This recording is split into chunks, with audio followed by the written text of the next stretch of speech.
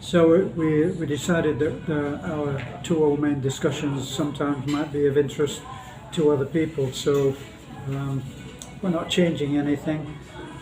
Just trying to keep away from the big bad bogeyman of Facebook or YouTube who will delete anything that is the wrong word. But anyway, we're talking.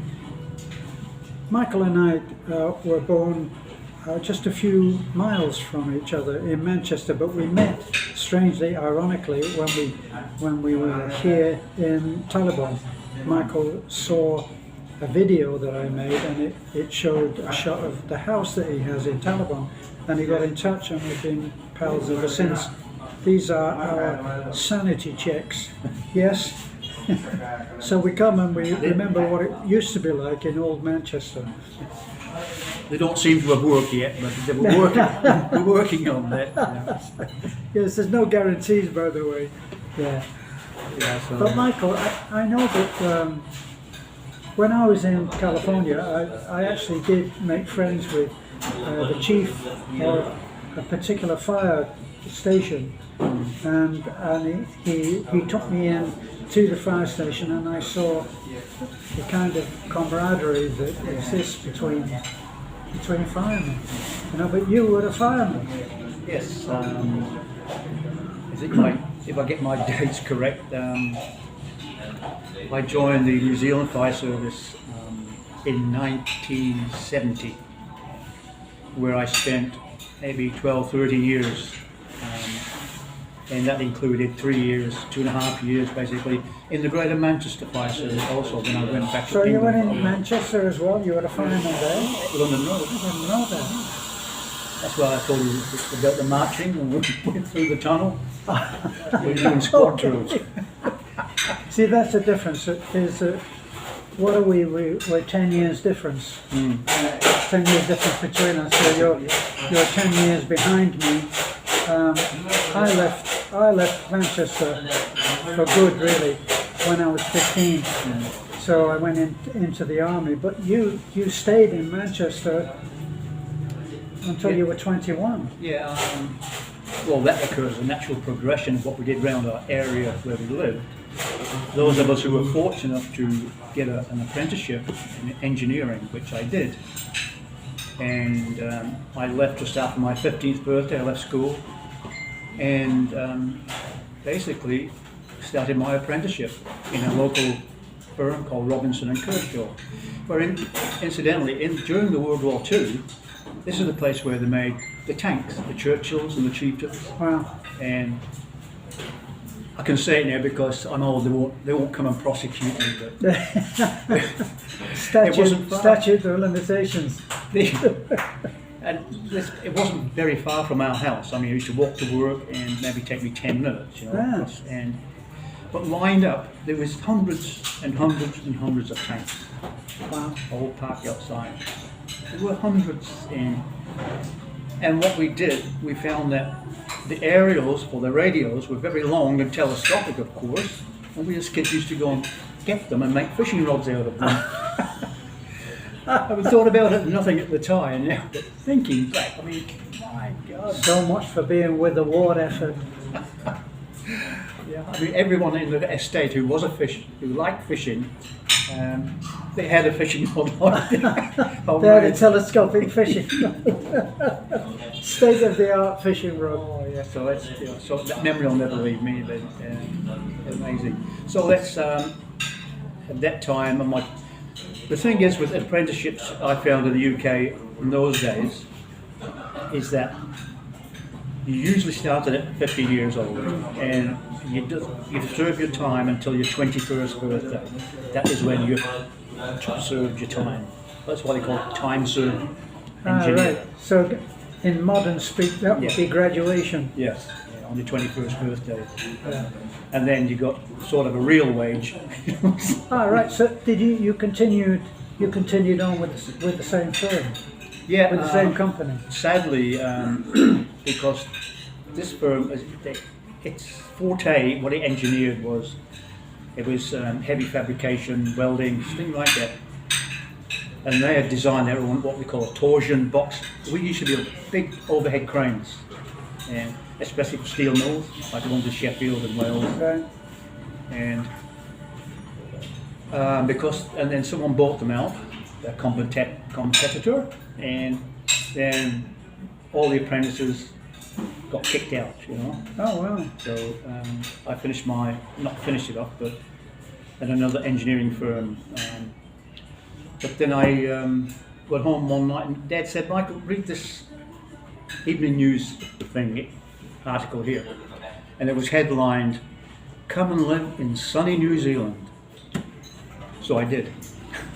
So whereas I went into the army as a boy soldier at 15, actually it was around 15 and a half, because I worked at first in a job for about a month or 6 weeks in a clothing company, and then I got a job in the pit.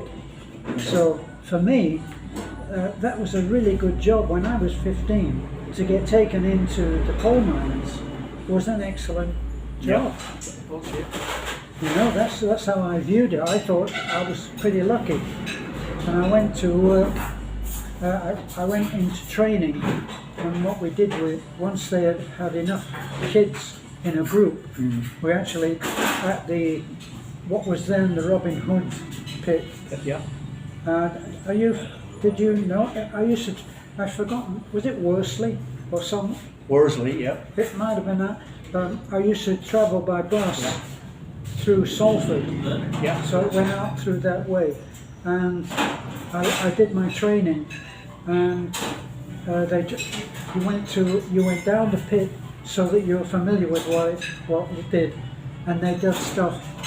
They did stuff like they had an area of the pit which had been worked, and everything was still going. So they had the railway lines for the tubs, and everything were going down there. And they'd have little places where you could practice turning the tub and putting it back on lines, and a grab for that.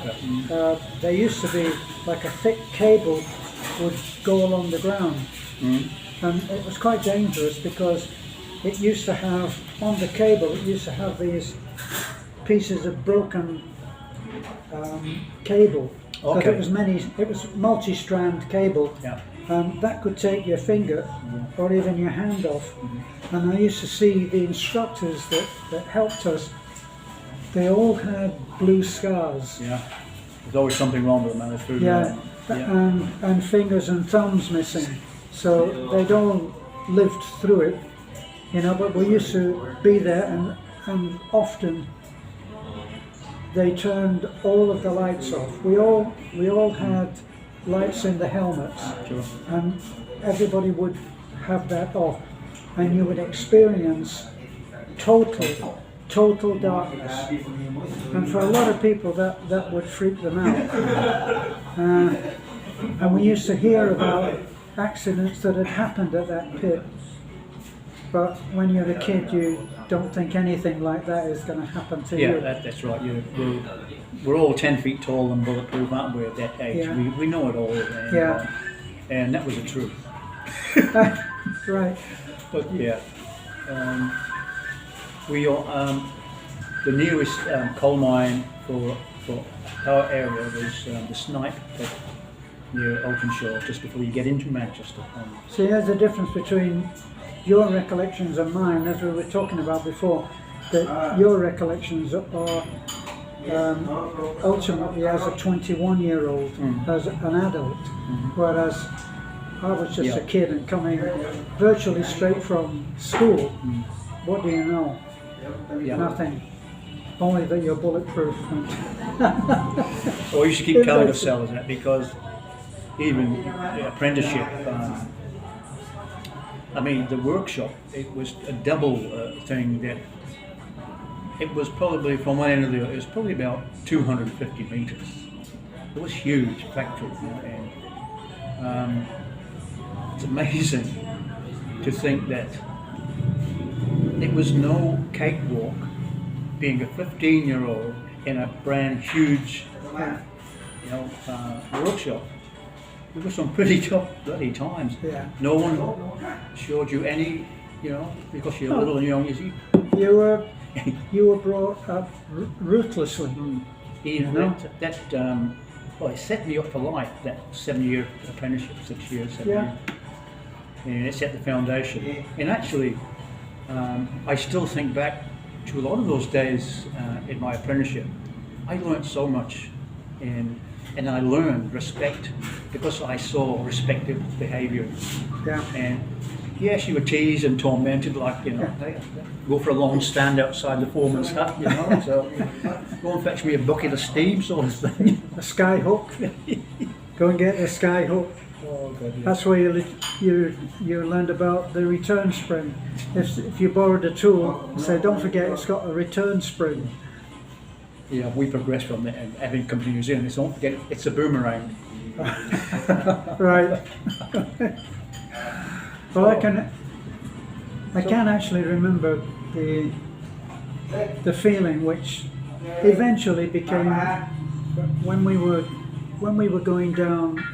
It was an open cast pit at Robin Hood, and when we were going down there, we used to go down not like you've seen in America. In America, you saw these huge cages that went down, and they were made for people to go in. But in Robin Hood pit, it was a multi-leveled thing that would take two, each would take 2 tubs, and then they dropped it down a little bit further, and then they put 2 more tubs, and we used to go down in that, and it's quite an eerie thing to be dropped down with all of the noise of water plopping down. Yeah. It's an eerie thing.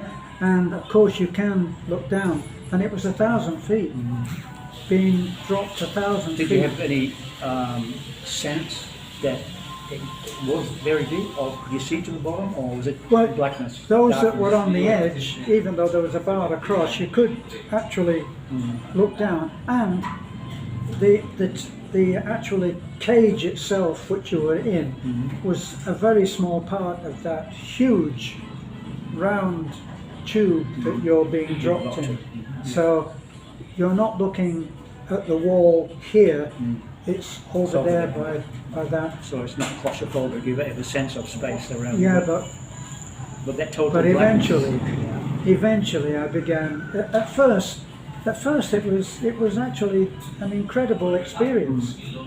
But after a while, when you go down there, you have the main shaft that's coming up from the coal face, and that's permanent, and they extend into various areas.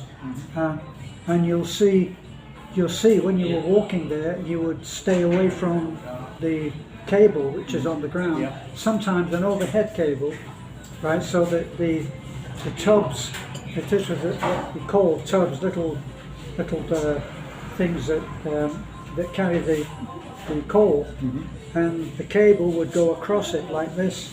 Yeah. And you have a clamp which holds it on the hook and pulls it along like that.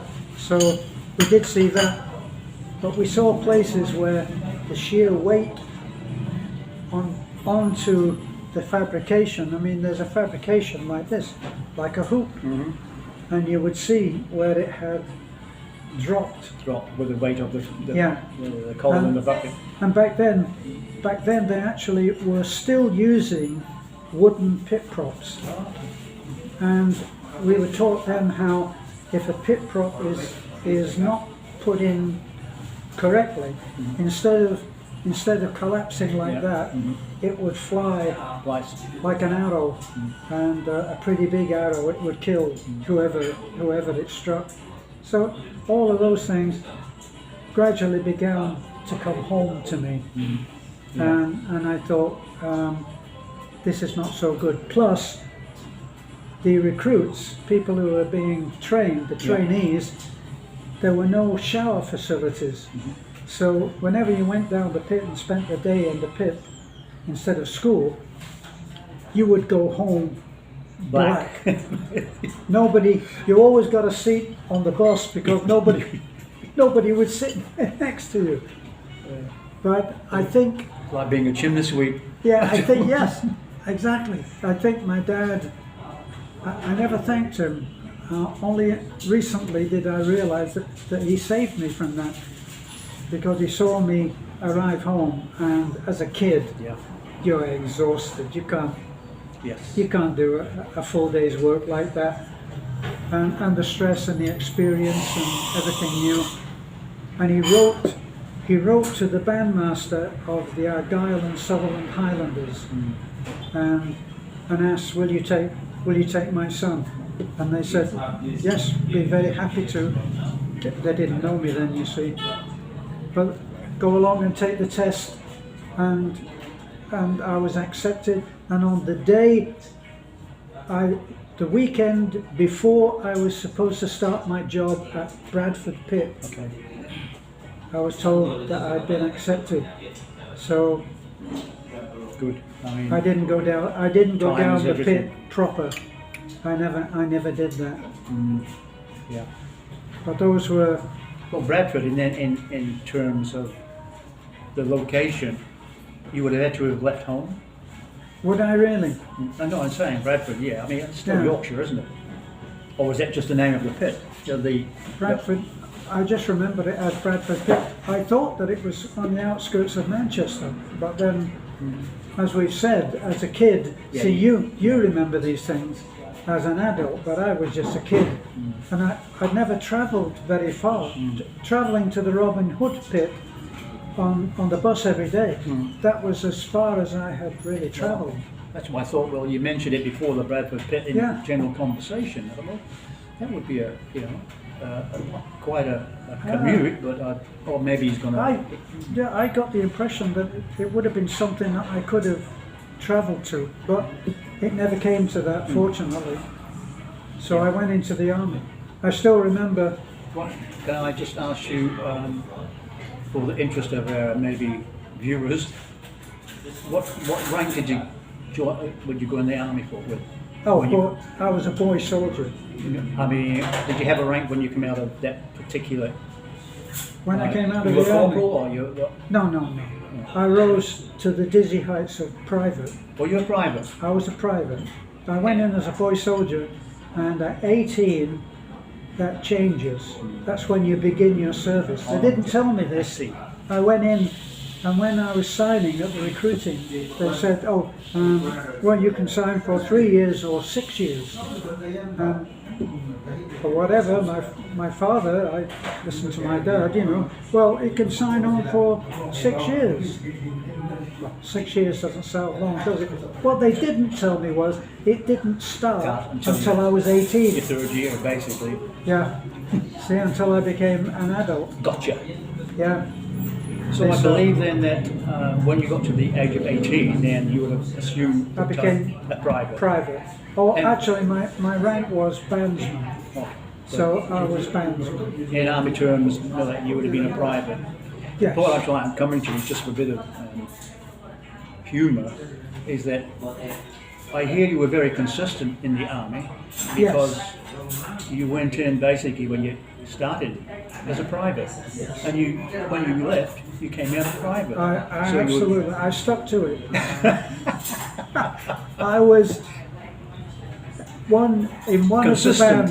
of the bands that I finished my service in was the REME, REME. Royal Electrical and Mechanical Engineers. Of course, nothing to do with what I was still a bandsman when I went into that band. The band, but that was the staff band.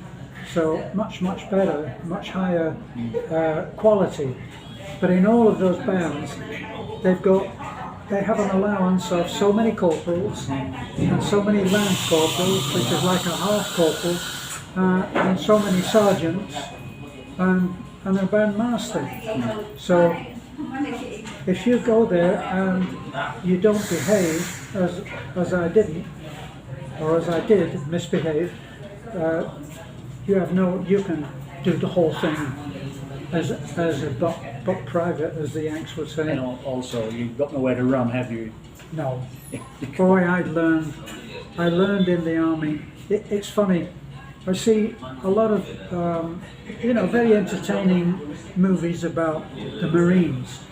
The Americans who say you're always a Marine, and they put you through it, and you come out, and you come out of those so totally capable about everything. I came out as I was still only 15 when I came out, because I didn't know how to pay a gas bill or an electricity bill. I didn't know anything about life outside. In fact, some of the people that were discharged at the end of their term came back in, who were absolutely firm on, oh God, I can't wait to get out. And when they got out and they found that they were ill-equipped for civilian life, and they came back in. Actually, I considered at one point when I was about to be discharged, I talked to someone who was a student bandmaster at the College of Music that the Army has, and he said, if you go right or wrong, said, you could go into the Canadian Army, you could join the Canadian Army band, and you would have instant rank of sergeant, because I'd taken all the exams for music while I was in the Army, and I was a first class. I was actually a first class tradesman, so that made a difference in the money. But I thought about it, and I thought another 6 or 8 years in uniform? Nah. Yeah. Don't And think it would have so. been more difficult for you to adjust even up to that second period, I think so. So you might become institutionalized. Yeah. Well, I actually went and auditioned for the Welsh Guards. Now, the Welsh Guards is stationed in London.